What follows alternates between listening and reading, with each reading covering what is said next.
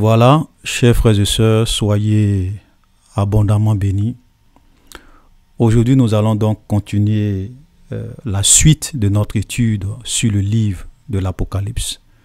Voilà, et comme j'ai l'habitude de le dire, pour ceux qui nous prennent en marche, nous sommes en train de faire une étude chapitre par chapitre sur tout le livre de l'Apocalypse. Ok, donc je vous exhorte vivement à vraiment regarder les anciennes vidéos du premier chapitre jusqu'à là où nous sommes arrivés pour pouvoir vraiment nous suivre, parce que nous sommes en train de voyager un peu dans le livre de l'Apocalypse. Je dirais même que nous sommes en train de voyager dans le futur, parce que la révélation que Jean a reçue, beaucoup de choses concernent le futur, des choses qui vont arriver. Et nous les chrétiens, nous ne devons pas être ignorants. Nous ne devons pas être comme les gens du monde qui n'ont pas d'espérance, qui naviguent à vue. Nous devons savoir que Dieu nous a tout dit d'avance, pas forcément dans les détails, mais dans les grandes lignes. Nous savons où est-ce que le monde est en train de partir. Et cela doit nous permettre de mieux nous préparer, voilà, pour le retour de notre Seigneur Jésus. Donc je vous invite à vraiment regarder les anciennes vidéos pour que vous puissiez vraiment bien comprendre la suite. Voilà, parce qu'on avait mis une pause et où on a fait beaucoup d'enseignements. Voilà, c'est là même que j'ai fait pas mal d'enseignements sur la chaîne Apostasie TV, la page Facebook Apostasie TV, pour exposer l'islam et pour dire beaucoup de choses. Voilà, donc nous allons vraiment entrer de plein pied là où on s'était arrêté. Donc la dernière fois, on s'était arrêté sur le verset 12 du chapitre 14. Donc nous allons commencer aujourd'hui à parler du verset 13. Et j'ai entendu du ciel une voix qui disait « Écris, heureux dès à présent les morts qui meurent dans le Seigneur, oui, dit l'Esprit, afin qu'ils se reposent de leurs travaux, car leurs œuvres les suivent. » Amen. Donc ça c'est vraiment une phrase qui est très importante. Afin, il dit, heureux dès à présent ceux qui meurent dans le Seigneur, afin qu'ils se reposent de leurs travaux, car leurs œuvres les suivent. Nous devons comprendre que chaque être humain dans ce monde est en train de travailler. Donc chaque jour que Dieu te donne, tu es en train de faire un travail. Que tu sois païen, que tu sois chrétien, peu importe, ok?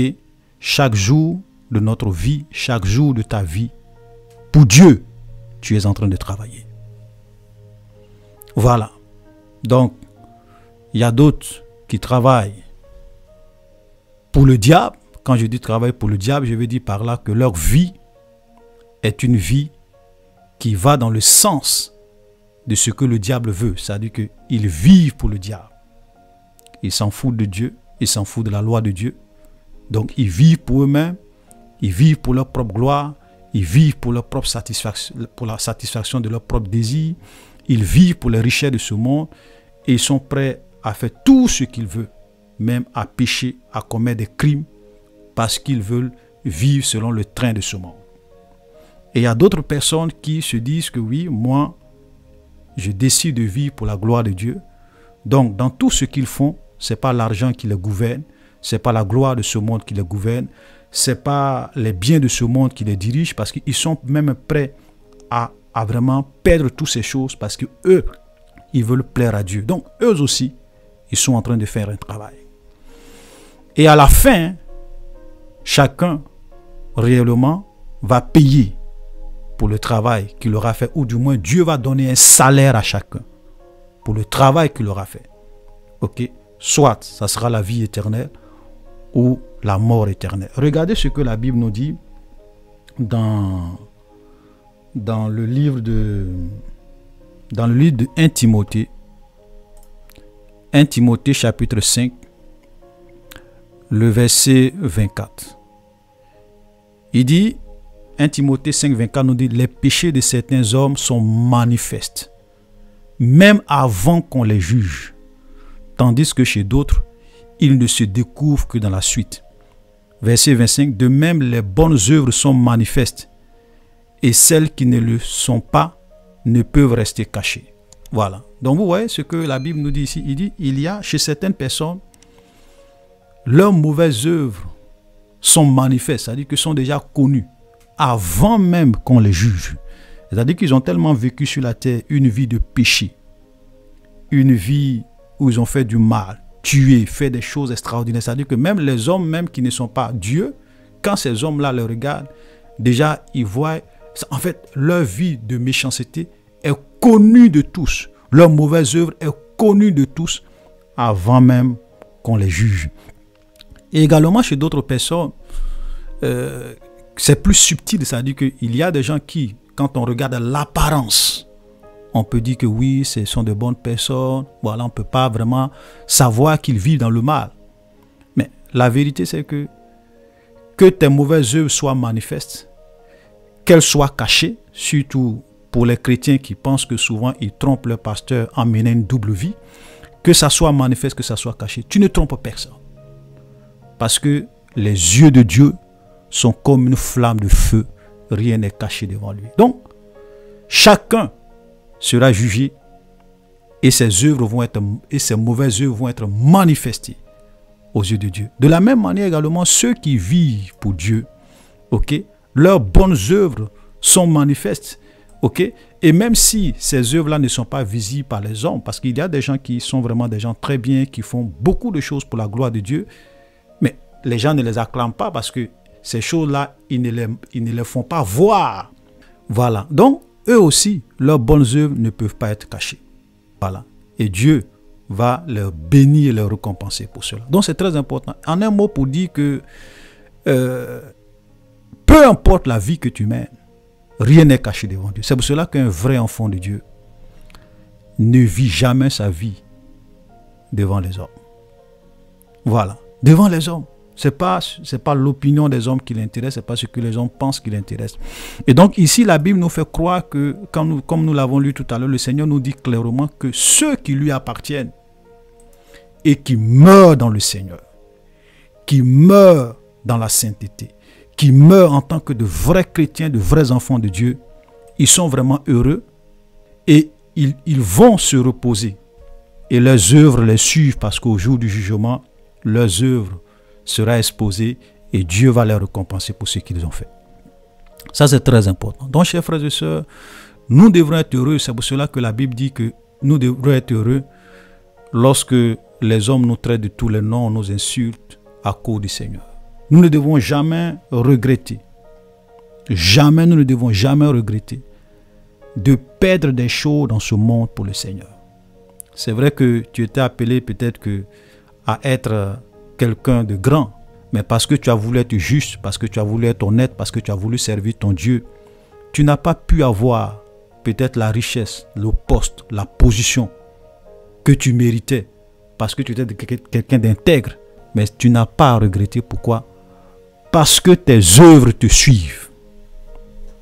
C'est pour cela que Jésus a dit, celui qui perdra sa vie dans ce monde à cause de moi la retrouvera. Ok? Et celui qui gagnera sa vie dans ce monde la perdra. Celui qui voudra sauver sa vie dans ce monde la perdra. Et celui qui la perdra à cause de moi la retrouvera. Rien n'est perdu pour ceux qui craignent Dieu.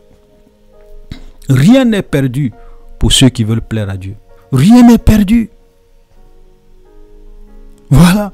C'est souvent les hommes autour de nous, les circonstances qui nous donnent l'illusion que nous avons perdu, nous avons échoué, parce qu'on a voulu plaire à Dieu. Ceux qui veulent plaire à Dieu et qui sont persécutés et qui sont rejetés et qui perdent des opportunités parce qu'ils veulent faire ce que Dieu veut, en réalité, ils n'ont jamais rien perdu. Leurs œuvres les suivent. Amen. Voilà. Donc, nous allons continuer. Au verset 14, je regardais, voici, il y avait une nuée blanche. Et sur la nuée était assis quelqu'un qui ressemblait à un fils d'homme, ayant sur sa tête une couronne d'or et dans sa main une faucille tranchant. Et un autre ange sortit du temple, criant d'une voix forte à celui qui était assis sur la nuée, lance ta faucille et moissonne, car l'heure de moissonner est venue, car la moisson de la terre est mûre. Et celui qui était assis sur la nuée jeta sa faucille sur la terre, et la terre fut moissonnée. Donc nous voyons ici une image. Il y a deux images. On va lire la deuxième image. Voilà, à partir du verset 18-17. Et un autre ange sortit du temple qui est dans le ciel, ayant lui aussi une faucille tranchant. Et un autre ange qui avait autorité sur le feu sortit de l'autel et s'adressa d'une voix forte à celui qui avait la faucille tranchante, disant: lance ta faucille tranchante et vendange les grappes de la vigne de la terre, car les raisins de la terre sont mûrs. Et l'ange jeta sa faucille sur la terre, et il vendangea la vigne de la terre et jeta la vendange dans la grande cuve de la colère de Dieu. Et la cuve fut foulée hors de la ville, et du sang sortit de la cuve jusqu'aux morts des chevaux sur une étendue de 1600 stades. Ok? Donc ici nous voyons deux images. Nous avons l'image de la moisson de la terre, et nous avons également l'image de la vigne de la terre. Ok, voilà. Donc ici, ces deux images nous parlent de deux jugements. Donc le jugement de la moisson et le jugement de la vendange. Donc ce que nous devons comprendre, c'est que à la fin des temps sera une époque qui sera marquée par beaucoup de chaos, par beaucoup de confusion, par beaucoup de jugements, parce que pour ceux qui ont suivi les vidéos précédentes, nous avons vu les 7 sceaux, nous avons vu les 7 trompettes, nous avons vu les 7 tonnerres, ok. Donc, et même à partir du chapitre 15, nous allons encore voir les 7 coupes de la colère de Dieu. Donc la fin des temps sera une période de grand jugement, où Dieu va décider de juger les nations. Et vous voyez ici, quand on parle des jugements, ok, de la moisson, ici on parle des jugements des nations. Et quand on parle des jugements de la vigne, ou bien l'image de la vigne, il s'agit ici de la nation d'Israël. Donc, à la fin des temps, il y aura donc une distinction entre les autres nations du monde et la nation d'Israël. Vous voyez, quand nous lisons l'Ancien Testament, nous voyons que la nation d'Israël était au centre de toutes choses. Avant que Jésus ne vienne, la nation d'Israël était au centre de toutes choses. Et Jésus est venu, l'Église a commencé. Et quand l'Église va être enlevée, la nation d'Israël, Jérusalem, sera également au centre des choses, au centre des événements. Ok, voilà. C'est pour cela qu'ici nous voyons le jugement de la moisson à part et le jugement de la vendange de la terre à part. Donc, nous, quand nous lisons par exemple la Bible, nous voyons très bien que la vigne de la terre, c'est Israël, c'est la nation d'Israël. Et nous voyons cela clairement dans Ésaïe. Lorsque nous lisons Ésaïe chapitre 5, le verset 7, il dit: la vigne de l'Éternel des armées, c'est la maison d'Israël. Voilà, je m'arrête là. Donc la vigne de l'Éternel des armées, c'est la maison d'Israël. C'est pour cela que je disais que ici nous voyons deux jugements. Le jugement de la nation d'Israël et le jugement des nations de la terre. Et donc, qu'est-ce qui va se passer pour les nations de la terre? Nous pouvons même voir aussi un passage similaire à ce que nous venons de lire lorsque nous lisons Joël 3, le verset 12.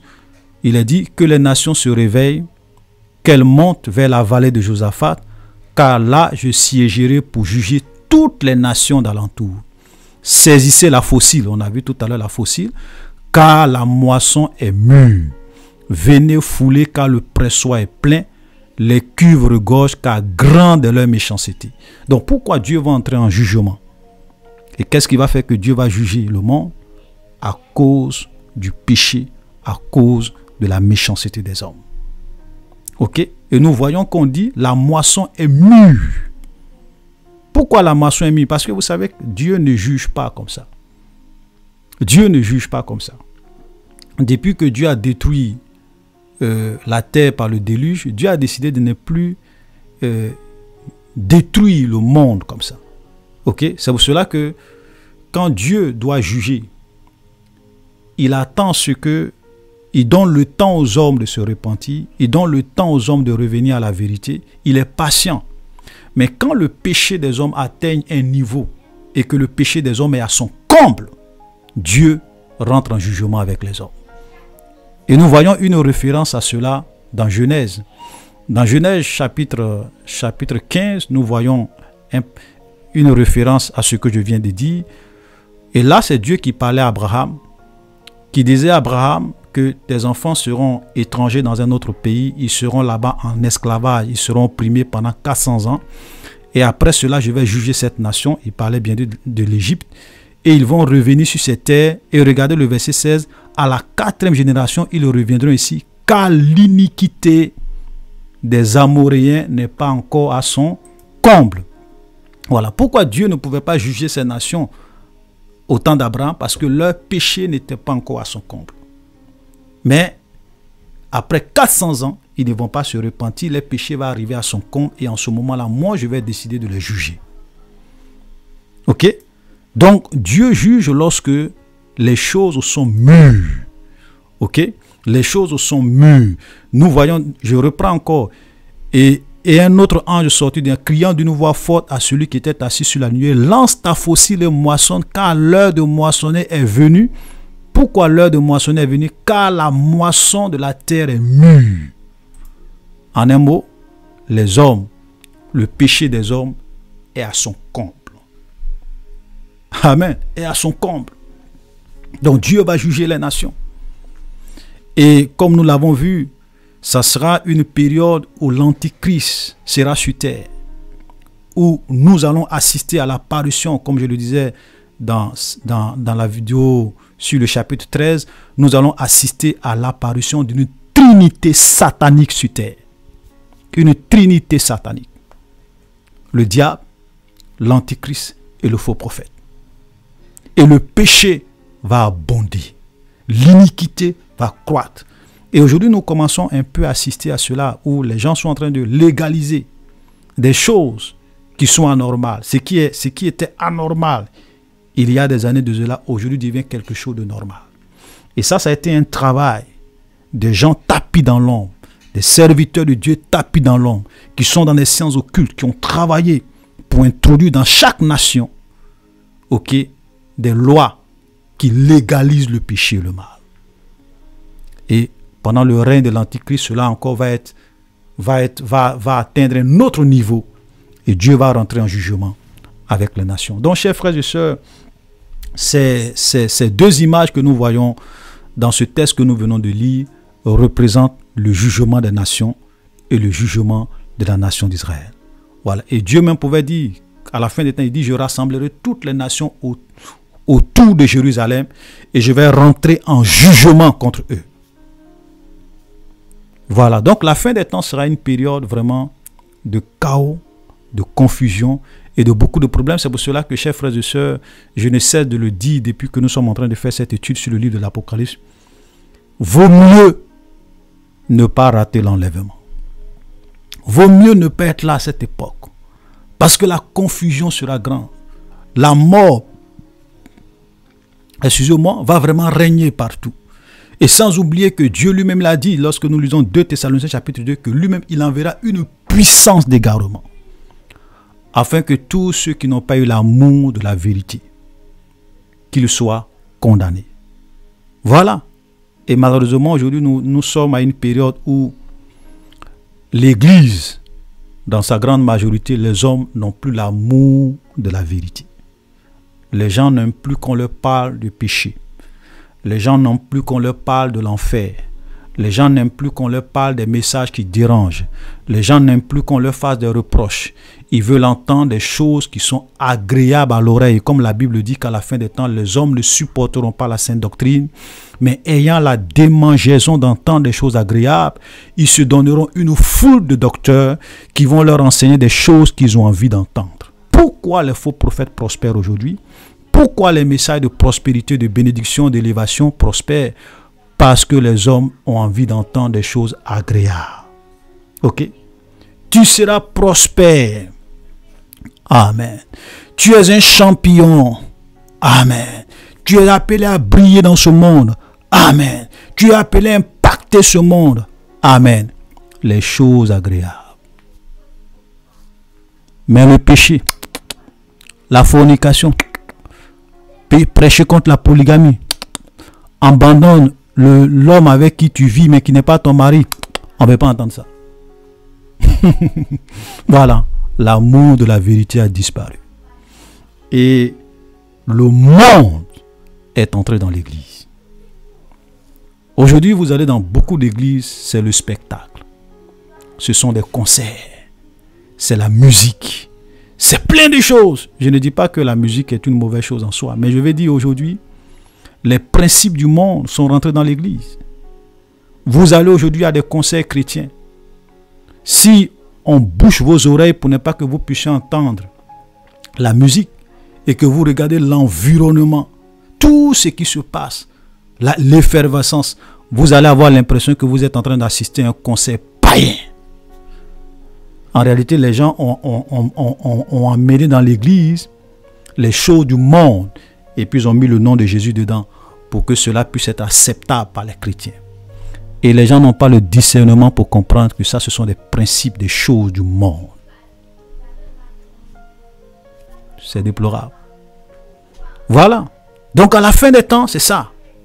Le péché, le chaos qui va abonder et Dieu va décider d'entrer en jugement avec le monde. Et donc, c'est clair, je ne veux pas que ça soit trop long. Donc, vous pourrez réellement, pour ceux qui veulent entendre, Jésus aussi a parlé d'une parabole dans ce sens, la parabole de la moisson.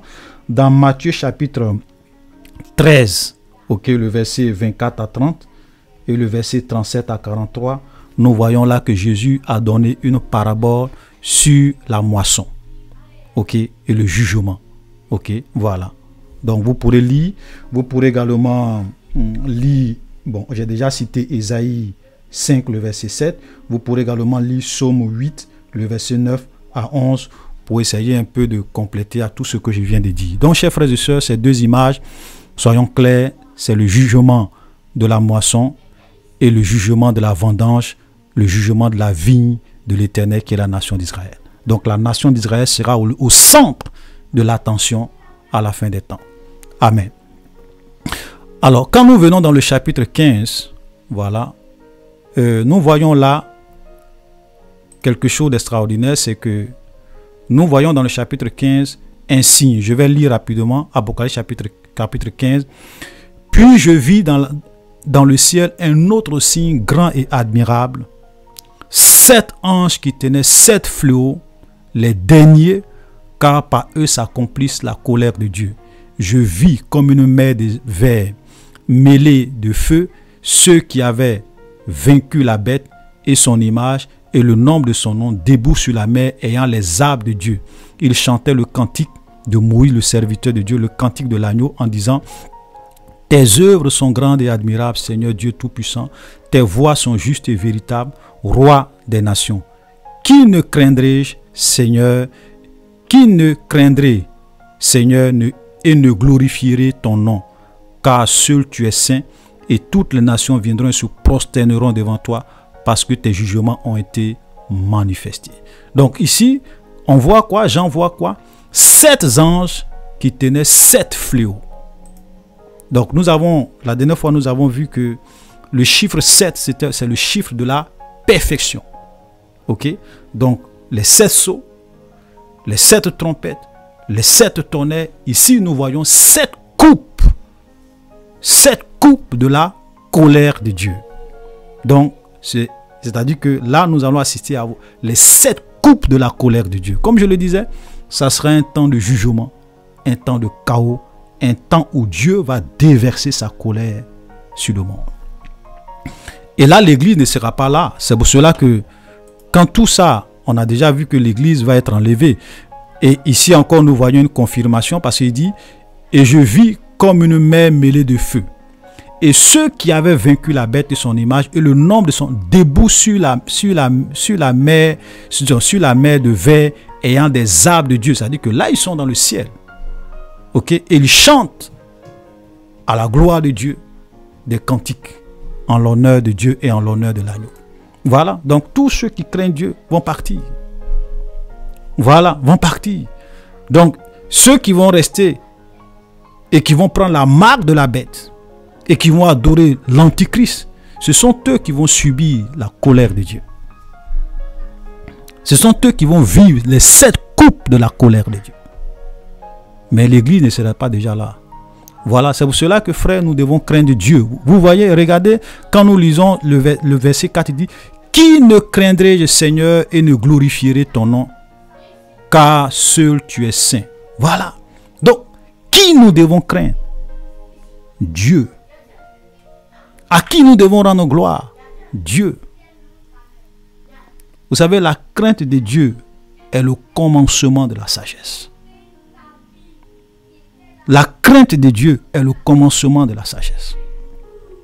C'est pour cela qu'une église vraie, c'est une église qui doit apprendre aux enfants de Dieu à craindre Dieu, à vivre dans la sainteté, dans la pureté, à s'éloigner du mal.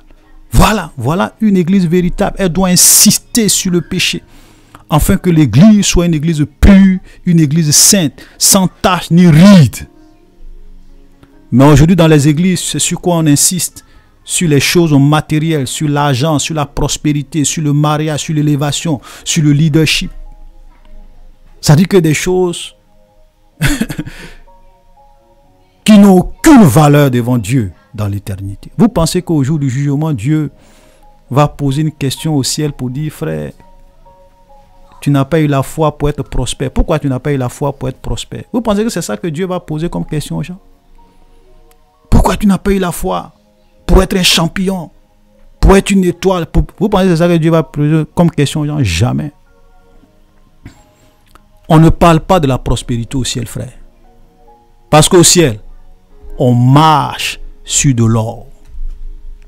On marche sur ce qui a de la valeur dans ce monde. Ça veut dire qu'au ciel, là, ok, ce que les gens appellent prospérité, l'or, la richesse, là-bas, là, c'est la poussière du ciel. L'or, c'est la poussière du ciel. On marche sur ça. Ça n'a aucune valeur. Voilà. Tu es un champion. Tu dois prospérer. C'est du n'importe quoi. Frère, craignons Dieu. Voilà ce qui est important. Vis pour le Seigneur. Marche dans la sanctification. Éloigne-toi du mal. Même si tu es pauvre, Dieu va t'accueillir au ciel. Voilà. Dieu ne va jamais envoyer quelqu'un à l'enfer parce qu'il est pauvre. Dieu aussi ne va jamais envoyer quelqu'un à l'enfer parce qu'il est riche. Donc c'est pour vous dire que les choses sur lesquelles les gens insistent aujourd'hui dans nos églises, ça n'a aucune valeur. Moi souvent ça me fait rire quand je vois des pasteurs. Excusez-moi, je parle de ça pour essayer de réveiller, pour vous amener à prendre conscience ce qui est important. Ce n'est pas pour juger quelqu'un. Ok? Vous voyez des hommes de Dieu dans leur église, ils parlent de quoi? Souvent, tu vois même le titre de certaines prédications, ça te fait rire. Comment identifier les sorciers de ton village? Mes frères, je n'ai pas besoin de savoir comment identifier les sorciers de mon village. Je n'ai pas besoin de savoir comment reconnaître un sorcier dans ma famille. Non. Apprends-moi à craindre Dieu. Apprends-moi à vivre dans la sainteté. Apprends-moi à craindre le Seigneur, à obéir au Seigneur, à vivre une vie de sainteté, de pureté. Et tant que je vais vivre cette vie de sainteté, même si tous les sorciers de mon village n'ont qu'à se réunir, ils ne pourront pas me vaincre. Parce que je suis dans la présence de Dieu. Parce que je crains Dieu. Voilà ce qui est important. On est dans la distraction aujourd'hui dans beaucoup d'églises.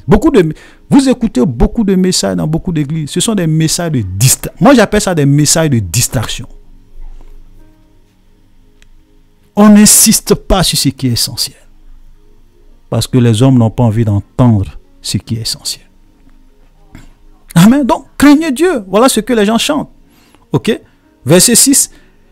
Verset 5, et après cela, je regardais, et le temple du tabernacle du témoignage fut ouvert dans le ciel. Verset 6, et les anges qui tenaient les 7 fléaux sortis du temple, revêtus d'un fin lin éclatant et ayant des ceintures d'or autour de la poitrine. Et l'un des 4 êtres vivants donna aux 7 anges 7 coupes d'or pleines de la colère du Dieu vivant qui vit au siècle des siècles. Et le temple fut rempli de fumée, et à cause de la gloire de Dieu et de sa puissance, et personne ne pouvait entrer dans le temple jusqu'à ce que les 7 fléaux des 7 anges fût accomplis. Donc ces 7 anges vont rentrer maintenant en action pour déverser les coupes de la colère de Dieu sur la terre. Amen. Donc lorsque nous arrivons, on va voir rapidement les 7 coupes de la colère de Dieu. Voilà.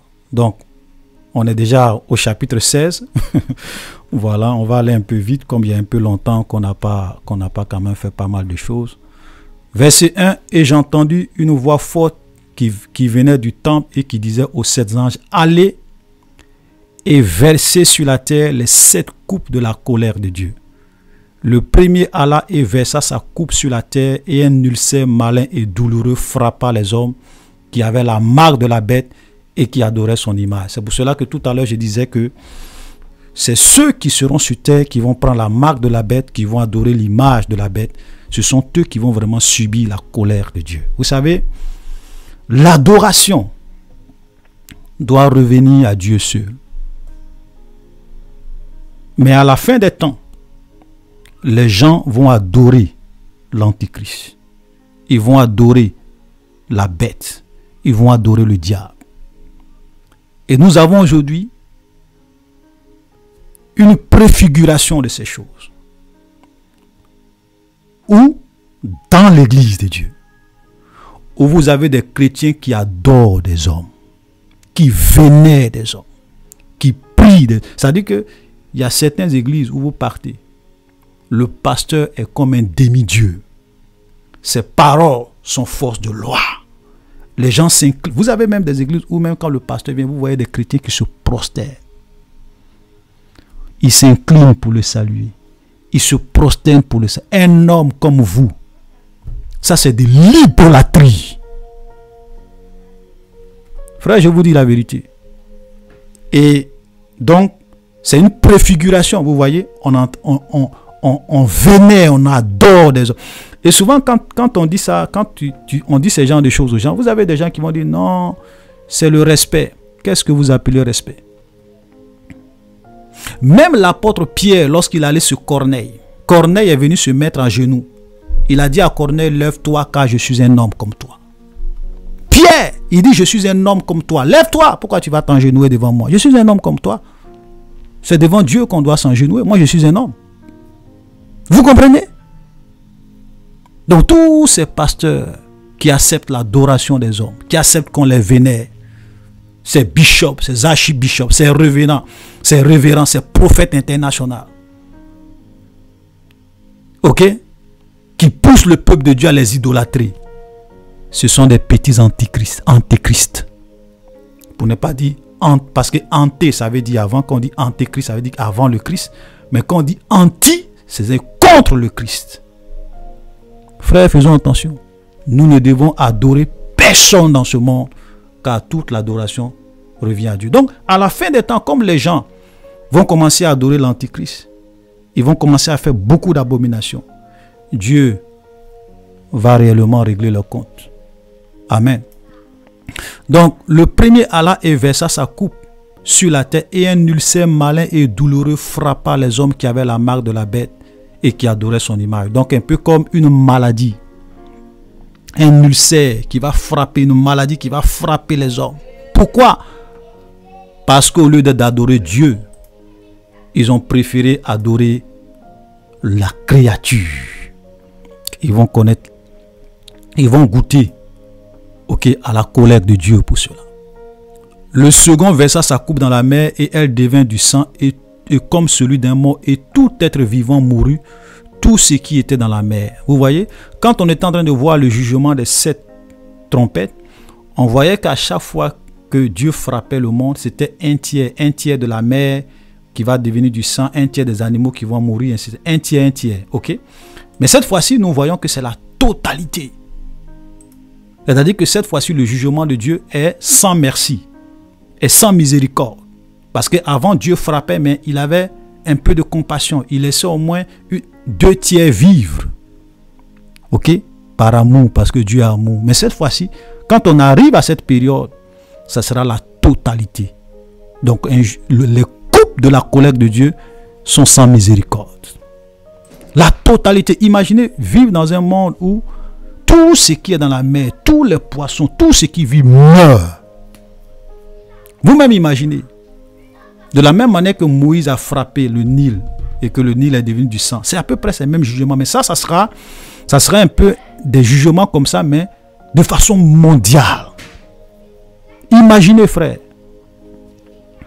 Ça serait un chaos. C'est-à-dire que la nourriture, les poissons, tout ça, ce sont des choses qui vont devenir rares. Et beaucoup de personnes vont mourir. Ok? Le troisième verset, ça coupe dans les fleuves et dans les sources d'eau. Et elle devient du sang. Vous comprenez? Et j'ai entendu l'ange des eaux qui disait, tu es juste, toi qui étais, tu es saint parce que tu as exercé ce jugement, car ils ont versé le sang des saints et des prophètes, et tu leur as donné du sang à boire, ils en sont dignes. J'ai entendu l'autel qui disait, oui Seigneur Dieu Tout-Puissant, tes jugements sont véritables et justes. Vous voyez? Donc là, la mer est frappée. Les sources d'eau, ça veut dire que l'eau deviendra rare, parce que tout ça va se transformer en sang. Et regardez, puisque vous voyez que depuis l'Ancien Testament, tous les grands, les prophètes sont tués. Au temps de l'Église, tous les hommes, les prophètes, les serviteurs de Dieu sont tués. Et même aujourd'hui dans le monde où nous sommes, vous allez dans certains pays, beaucoup de chrétiens meurent comme des martyrs. Et même pendant le règne de l'Antichrist, beaucoup de personnes également vont être tuées, assassinées. Parce qu'ils vont refuser de prendre la marque de la bête. Et donc, Dieu va leur donner du sang à boire. Et regardez ce qu'on dit. On dit, ils en sont, l'ange des eaux dit quoi? Ils en sont dignes. Et il a dit que tes jugements sont véritables et justes. C'est-à-dire que même Dieu dans ses jugements, il est juste. Dieu est juste. Ils en sont dignes. C'est pour cela que, frère, je vous dis, tout ce que nous faisons dans ce monde, il n'y a pas une seule chose que Dieu ne va pas prendre en compte. Tout le mal que tu fais aux gens, c'est noté. Si je veux parler à la manière des hommes, c'est noté dans le cahier de Dieu. Tout le sang innocent que les gens versent, c'est noté dans le cahier de Dieu. Tous les gens qu'on exploite, qu'on manipule, qu'on tue, tous ces innocents dont on verse le sang, tout ça c'est noté dans le cahier de Dieu. Et au jour du jugement, Dieu va te donner ça à boire. C'est pour cela que moi, souvent, quand je vois les gens vivre dans le mal, ils sont riches, ils ont beaucoup d'argent, ils couchent avec les hommes à gauche, à droite, ils cherchent les femmes à gauche, à droite. Ils pensent qu'ils sont en train de vivre. Mais ils sont en train de perdre leur vie. Parce que de la même manière que tu traites le corps des femmes, Dieu aussi va te traiter comme ça. De la même manière que tu détruis le foyer de tes camarades, Dieu aussi un jour va te détruire. Même si ce n'est pas dans ce monde, après ta mort, tu vas payer pour ça. Frère, je vous dis la vérité. Voilà. Dieu n'oublie. Vous savez, nous les hommes, nous pouvons oublier. Mais Dieu, lui, n'oublie pas. C'est-à-dire que si tu n'acceptes pas Jésus, si tu n'abandonnes pas tes péchés sont devant Dieu. Tous tes péchés sont là, c'est devant Dieu. C'est au jour du jugement que d'autres personnes vont se rendre compte que vraiment, Dieu n'oublie pas. C'est pour cela que la Bible dit, car Dieu a tant aimé le monde qu'il a donné son Fils unique, afin que quiconque croit en lui ne périsse point, mais qu'il ait la vie éternelle. Seul Jésus peut effacer nos iniquités, nos crimes. Toute autre solution n'a aucune valeur. Amen. Verset 8, le quatrième verset, ça coupe sur le soleil. Et il fut donné de brûler les hommes par le feu. Et les hommes furent brûlés par une grande chaleur. Ils blasphémaient le nom de Dieu qui a autorité sur les fléaux. Il ne se repentit pas pour lui donner gloire. Vous voyez? Donc là, ça sera le soleil. C'est-à-dire que le soleil, c'est-à-dire qu'il aura un bouleversement climatique à la fin des temps. Un chamboulement de l'ordre climatique. Ça veut dire que le soleil qu'on voit là, ça va devenir comme...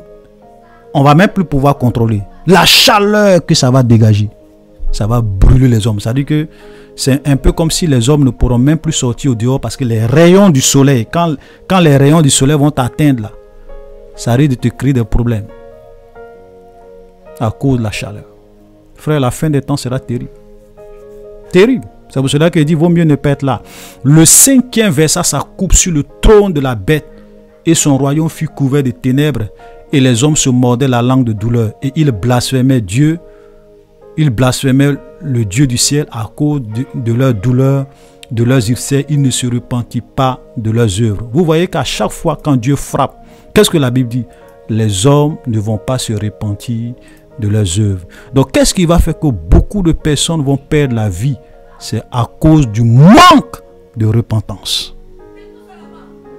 Parce qu'ils ne veulent pas se repentir. Ils veulent continuer à vivre dans le péché, dans le mal. Donc Dieu aussi va réellement les faire payer pour ça. Donc ici on voit que le cinquième ange va verser sa coupe sur le trône de la bête, dans son royaume. Et son royaume va être couvert de ténèbres. Ok, un peu, vous voyez qu'il y a beaucoup de similitudes entre ce qui se passe ici et ce que Moïse a fait en Égypte. Les 10 plaies. Ok, il y a beaucoup de similitudes. Ok, voilà. Mais ici, ça sera vraiment à l'échelle mondiale. Le 6e versa sa coupe dans le grand fleuve d'Euphrate et son eau tarit afin que le chemin des rois venant de l'Orient fût préparé. Et je vis sortir de la bouche du dragon, de la bouche de la bête, de la bouche du faux prophète, 3 esprits impurs semblables à des grenouilles. Ce sont des esprits de démons qui font des prodiges et qui vont vers les rois de la terre afin de les rassembler pour le combat du grand jour du Tout-Puissant. Voilà. Voici, je viens bientôt comme un voleur. Heureux ceux qui veillent et qui gardent ses vêtements afin de ne pas marcher nus et qu'on ne voie pas la nudité. Il les rassemblait dans le lieu appelé en hébreu Armageddon. Voilà. Donc ici, quand il va verser comme on appelle, le 6e ange va verser sa coupe dans le grand fleuve l'Euphrate et la Bible dit que son eau va tarir. Et l'objectif derrière, c'est pourquoi? C'est pour préparer une grave guerre, une guerre qu'on appelle la guerre d'Armageddon, où Dieu va rassembler toutes les nations, ok, contre Jérusalem pour la grande guerre. Et je pense que peut-être dans la vidéo prochaine, je vais essayer aussi encore de vous expliquer un peu cela. Donc voilà, et la Bible dit que il aura des esprits qui vont sortir, ok, des esprits de séduction qui vont sortir de la bouche du dragon, de la bouche du faux prophète, de la bouche de la bête, ok. Ce sont des esprits pour aller rassembler les gens, ok, pour la guerre. Et on dit que ce sont des esprits qui font des prodiges. Tout cela simplement pour vous dire que vous devez comprendre que ce monde est sous la puissance du diable. Et beaucoup de nos chefs d'État sont contrôlés par quoi? Par des esprits. Ok? C'est pour cela que vous allez voir que beaucoup d'entre eux sont dans des sciences occultes. Ils signent des pactes avec le diable. Ils font beaucoup de sacrifices. Il y a beaucoup de choses qu'ils font pour arriver à là où ils sont. Donc voilà des démons que la Trinité satanique va envoyer sur toute la terre pour convaincre ou bien pour rassembler tous les rois de la terre pour venir vraiment combattre contre Jérusalem. Cela veut dire que tout ce que nous voyons dans le monde, les guerres que nous voyons, sont d'abord initiées sur le plan spirituel avant d'être sur le plan physique. Voilà un exemple. Vous comprenez? Voilà. Donc c'est pour cela que Jésus dit que la Bible nous dit que nous devons prier pour nos autorités, afin que nous puissions vivre en paix là où nous sommes, parce que ce monde est sous la puissance du diable. Amen. C'est très important, chers frères et sœurs. Notre rôle, c'est ça. Notre royaume n'est pas de ce monde, mais nous avons le devoir de prier pour nos nations, de prier pour nos autorités, de prier partout où nous sommes, pour que vraiment les choses, nous puissions vraiment vivre en paix. Voilà, parce que l'église est encore sur terre, nous ne sommes pas encore enlevés. Mais quand l'église sera enlevée, ce sera le chaos. Voilà. Vous voyez beaucoup de chrétiens, souvent on est là, on parle de politique, on parle. Mais frère, ce n'est pas nos paroles qui vont changer quelque chose. Parce que tout est spirituel. Tout est spirituel. Voilà. Voilà. Donc ça, c'est vraiment très important. Et donc, à la fin des temps, il y aura donc la guerre d'Armageddon. Et cette guerre-là, ça sera... Zacharie 14 en parle. Ok, je pense que peut-être quand on va arriver un peu devant, on va encore revenir là-dessus. Verset 17, et nous allons nous arrêter là. Le septième verset, ça coupe dans l'air. Et il sortit du temple, du trône, une voix folle qui disait, une voix forte. Verset 17, le septième verset, ça coupe dans l'air, et il sortit du temple, du trône, une voix forte qui disait, c'en est fait. Il eut des éclairs, des voix, des tonnerres et un grand tremblement de terre tel qu'il n'y avait jamais eu depuis que l'homme est sur la terre, un aussi grand tremblement de terre. La grande ville fut divisée en trois. Les villes des nations tombèrent et Dieu se souvint de Babylone la grande pour lui donner la coupe du vin de son ardente colère. Et toutes les îles s'enfuient et les montagnes ne furent pas trouvées. Une grosse grêle dont les grêlons pesaient un talent tomba du ciel sur les hommes et les hommes blasphémaient Dieu à cause du flot de la grêle parce que ce flot était grand. Voilà. Vous comprenez? Donc ici, il y a beaucoup d'images, voilà, que nous voyons ici. Mais nous pouvons simplement dire, pour résumer, voilà, que quand le septième ange va verser sa coupe dans l'air, ok, il aura des voix, il aura des éclairs, il aura des tonnerres, il aura un grand tremblement de terre. Et la Bible dit que ce tremblement de terre-là, c'est un tremblement de terre que les hommes n'ont jamais connu depuis que le monde est monde, depuis que la terre est terre.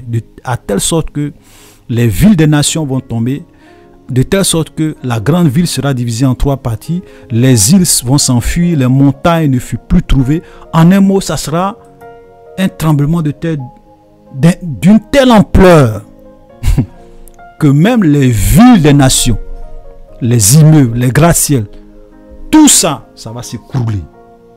En fait, ça sera un chaos. Ça dit qu'un chaos total. Et puis regardez, non seulement après ce tremblement de terre, qu'est-ce qui va se passer? Il y aura de la grêle, des cailloux, un peu comme si Dieu, vous savez, quand nous lisons la loi de Moïse, souvent quand tu violais la loi de Dieu, on te lapide à mort. Ok? Cette fois-ci, c'est un peu comme si Dieu lui-même va commencer à lapider les enfants, les hommes de la terre. Ça dit que les grêles, ça dit que ça sera un peu des trucs qui vont tomber du ciel comme ça. Et ça sera, la Bible dit, le flot de la grêle sera grave. Peut-être même que tu seras en train de passer. Ça dit que même si tu sors, quelque chose va quitter comme ça va tomber. Et si ça tape ta tête, tu vas mourir. En fait, frère, vous voyez, tout ce que nous disons, c'est juste une image que nous disons. Mais on ne sait même pas dans les détails comment cela va se faire. C'est pour cela que nous disons que ça sera terrible. Parce que Dieu va montrer aux hommes, et Dieu va montrer à l'Antichrist, Dieu va montrer au roi de la terre. Vous avez placé à la tête du monde le fils du diable pour qu'il règne. Mais son règne serait un règne de chaos, un règne de confusion. Voilà. C'est-à-dire que le monde que vous avez voulu construire, le monde de paix, de prospérité que vous avez voulu construire, en faisant confiance au diable, moi l'Éternel, je vais décider d'agir dans les actions des hommes. Et son règne serait un règne de chaos, de mort, de confusion. Frère, voilà la fin des temps. Voilà. Donc, tout ça, ce n'est pas pour vous faire peur. Vous savez, quand Dieu nous parle dans sa parole, son objectif, c'est que nous puissions vraiment savoir ces choses. Nous éloigner du mal, nous éloigner du péché, nous préparer, nous sanctifier. Car les temps sont finis.